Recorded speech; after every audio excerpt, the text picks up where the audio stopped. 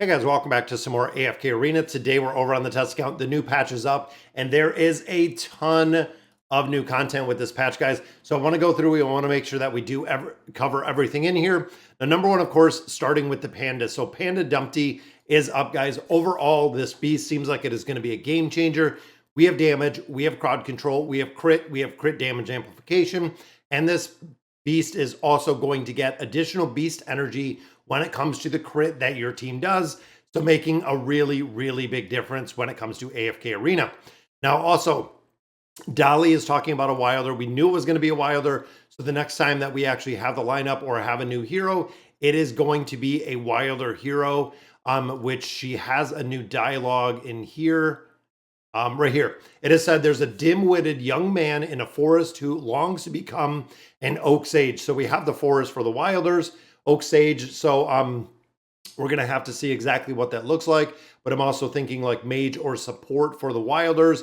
Now we know the Wilders are one behind right now, so definitely making sure that we do have a new hero in there. Now, in addition, guys, Thrilling Voyage is up. We know the new one is there with Cargo Perils. Make sure you're doing this when you come in here, guys, because it is a limited time. If you want all of the bonus loot, if you want the beasts, if you want the baits, if you do want the diamonds, this is very limited time. You only have 28 days, so they only give you a month to complete this. And then, of course, make sure you pick up your free bundles right here. We picked up the baits this morning when we did the Panda Dumpty. And then the regular chest, the regular challenge rewards, you can pick up whenever you want to finish this event. But the beast rearing is very limited time. Now, we know there were also some updates to the Ghoulish Gallery, guys.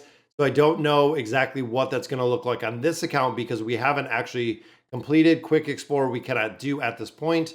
I'm going to go ahead and see if we can run away, which I don't think we can. I think we'd actually have to complete this voyage. But it looks like overall that they're going to give you additional things out of here. So depending on when you get to the Quick Explore, or when you get to the functionality of this, and I'm going to have to run through and I'm going to have to complete this run. I didn't realize that it was already run. We're going to have to see exactly what that looks like for the Ghoulish Gallery. Now, in addition, guys, the Voyage of Wonders, we have a new legendary epic Voyage of Wonder. That is right. This is the new one. So they didn't put it into the Peaks of Time. They didn't put it there. But this is the legendary epic, the Foreboding Disaster. And this is centered around Taylene. And look at that, guys. You do get a Taylene, the Resurging Frame, Flames legendary epic adventure. Plus, we're getting time emblems. I am super excited to see those, guys. We are getting time emblems. And there are 19 chests. So a lot more than we see in a regular Voyage of Wonder. We are getting, well, kind of on par with where we do get them. But the Foreboding Disaster. So I'm going to have to go through here and run this.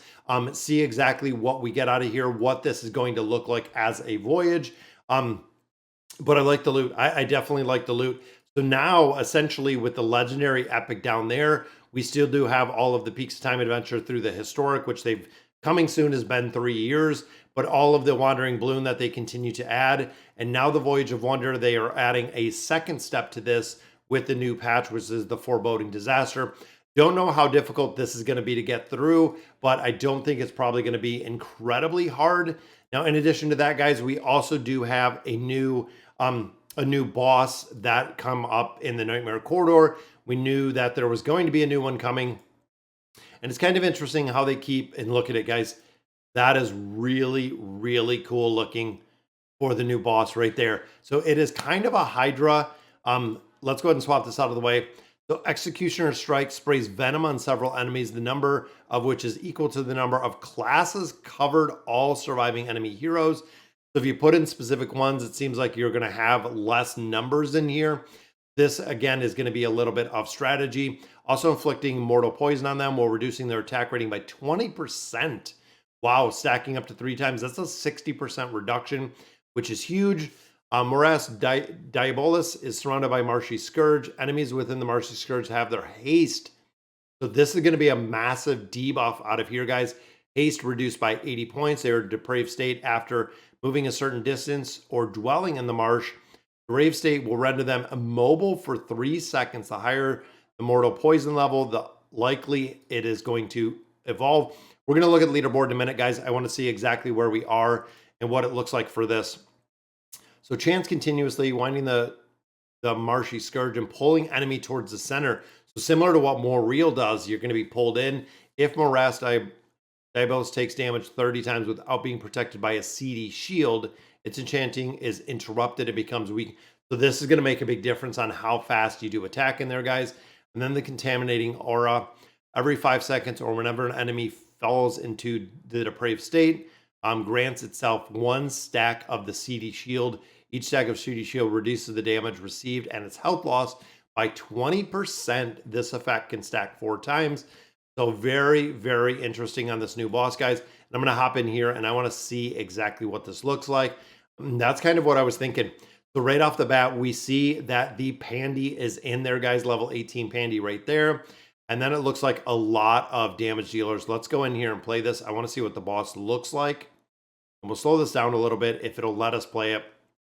Sometimes on the test server, we have some issues with the player, issues with the playback, or sometimes it just kind of bugs out. There we go. So you can see kind of the aura, kind of the marsh around the enemy. And you can see it just spitting nonstop poison, guys. Boom, there's the Pandy. Did the big Pandy drop right there, and you can see the Pandy starting to fly again. Right there, the Pandy is back up. And again, the Panda has the crit and the crit damage amplification, guys. So that is really, really cool. Here comes the energy. Watch the Panda drop. There we go. Boom. Literally does a butt bomb right on top of the enemy, which is really cool to see. And of course, the twins. Because we have the haste reduction, the twins are going to make a big difference because they can amplify and buff up that haste. And we see Trishea in here again, guys. Now we have the energy regeneration with Lady Simona. Now Trishea, of course, is a hero we continue to see in a lot of different formations.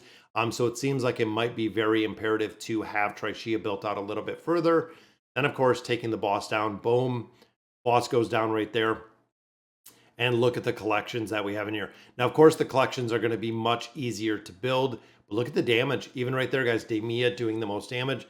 Panda does not too bad. I mean, 781 million for the Panda. We're going to have to see exactly what that looks like.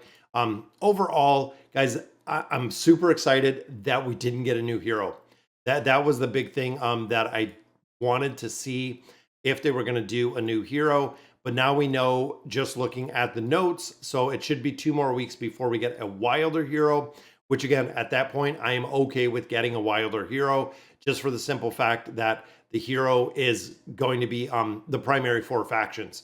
All right, guys, so I ran really quick through. I wanted to finish out the Ghoulish Gallery and see exactly what we get with the updates in here.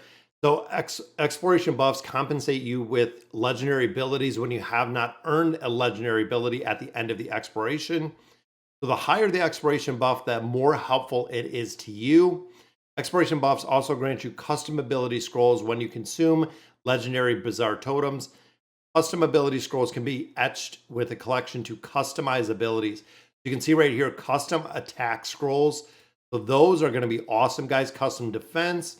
And then right there, those are the level ups that we've been looking for. So to get the skills and abilities, you can actually utilize those cards. So those, of course, are going to come, and you can see we can use a couple of those, but these are going to come when you're using these. So let's see what this looks with the perks. We're not looking in here. These are free to play.